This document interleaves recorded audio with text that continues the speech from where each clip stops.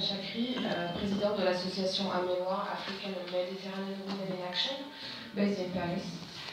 Je souhaiterais remercier Adel pour son invitation et la Fédération des diasporas, de fédérer les diasporas africaines à l'étranger. Je représente moi-même la diaspora marocaine, je suis franco-marocaine, et en France, en Alsace, dans une région particulièrement différente au niveau du droit local. Nous avons eu, grâce à l'Alsace qui a une influence allemande, la chance de pouvoir maintenir son identité d'origine avec la Fondation Hassan II. Et je souhaiterais faire un rappel au présentateur de ce matin, au speaker du ministère des Affaires étrangères, qui devrait mentionner la Fondation Hassan II comme étant l'axe principal qui a permis à la diaspora marocaine à l'étranger de maintenir ses liens identitaires, culturels et cultuels avec son pays d'origine.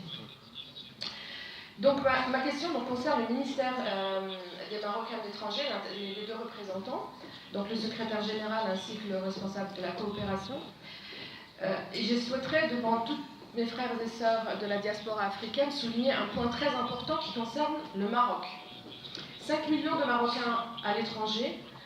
Et aujourd'hui, je peux dire et garantir, bien que je sois une démocrate avérée, que c'est grâce à Sa Majesté le roi Mohamed VI que les droits de la diaspora sont aujourd'hui maintenus et soutenus au Maroc.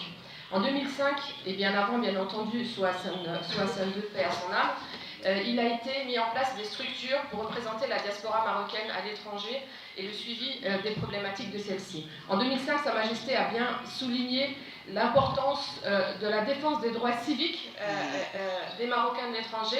Et aujourd'hui, les politiques, et c'est important de le dire, les partis politiques, les ministères n'ont pas réellement mis en place depuis lors des structures qui représentent les Marocains de l'étranger au sein même des institutions marocaines décideurs ou éventuellement les assemblées parlementaires.